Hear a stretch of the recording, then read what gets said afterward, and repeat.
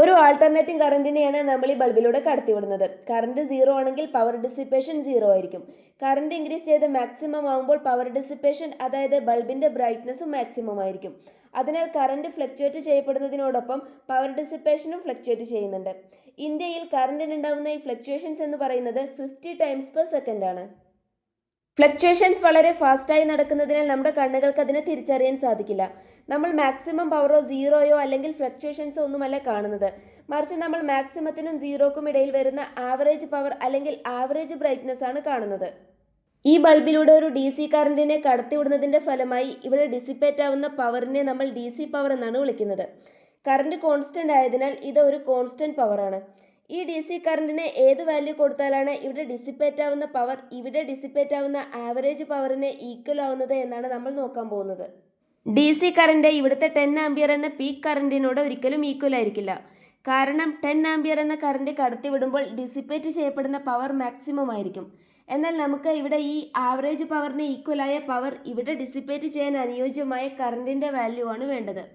ഇത് മാക്സിമം പവറിന് equal അല്ലാത്തതിനാൽ current I0 എന്ന പീക്ക് കറണ്ടിനേക്കാൾ കുറവായിരിക്കും എന്ന് നമുക്ക് ഊഹിക്കാം. ഇതാണ് ഡിസിപ്പേറ്റ് ചെയ്യപ്പെട്ട പവർ കാണാനുള്ള ഇക്വേഷൻ. ഇവിടെ R എന്നത് ബൾബിന്റെ റെസിസ്റ്റൻസ് ആണ്.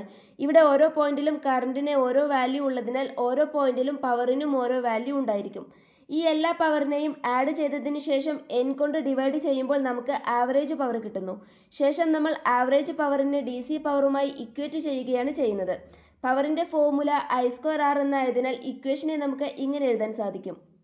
ഇവിടെ നിന്ന് നമുക്ക് ഇങ്ങനെ ഒരു ഇക്വേഷൻ ലഭിക്കുന്നു. ഇക്വേഷന്റെ രണ്ട് സൈഡിലും സ്ക്വയർ റൂട്ട് എടുക്കുമ്പോൾ ഇവിടെയുള്ള ആവറേജ് പവറിന് ഈക്വലായ പവർ പ്രൊഡ്യൂസ് ചെയ്യാൻ ആവശ്യമായ കറണ്ട് നമുക്ക് ലഭിക്കുന്നു. നമ്മൾ എന്താണ് ഇവിടെ ചെയ്യുന്നത് എന്നതിനെ അടിസ്ഥാനമാക്കിയാണ് ഈ കറണ്ടിന് നമ്മൾ പേര് കൊടുക്കുന്നത്. നമ്മളിവിടെ കറണ്ടിനെ സ്ക്വയർ ചെയ്യുകയും അതിന്റെ മീൻ കാണുകയും ശേഷം അതിന്റെ റൂട്ട് എടുക്കുകയുമാണ് ചെയ്യുന്നത്. അതിനാൽ നമ്മൾ ഈ കറണ്ടിനെ റൂട്ട് മീൻ സ്ക്വയർ കറണ്ട് അഥവാ RMS കറണ്ട് എന്നാണ് വിളിക്കുന്നത്. അതിനാൽ ഇവിടെ ഡിസിപ്പേറ്റ് ആവുന്ന പവർ IRMS² ടൈംസ് Rന് ഈക്വൽ ആണ് എന്ന് നമുക്ക് പറയാൻ സാധിക്കും. ഈ പവർ ഇവിടെ ഡിസിപ്പേറ്റ് ആവുന്ന ആവറേജ് പവറിന് ഈക്വൽ ആയതിനാൽ ഒരു ആൾട്ടർനേറ്റിംഗ് കറണ്ട് കാരണം ഏതൊരു റെസിസ്റ്ററിന് അക്രോസും ഡിസിപ്പേറ്റ് ആവുന്ന ആവറേജ് പവർ എന്നത് IRMS² ടൈംസ് Rന് ഈക്വൽ ആയിരിക്കും. ആയതിനാൽ RMS വാല്യൂ അറിയാമെങ്കിൽ നമുക്ക് ഈസിയായി ആവറേജ് പവർ കാണാൻ പറ്റും. ഇതുപോലെ ആവറേജ് പവറിനെ വോൾട്ടേജിന്റെ ടേമിലും നമുക്ക് എഴുതാൻ സാധിക്കും.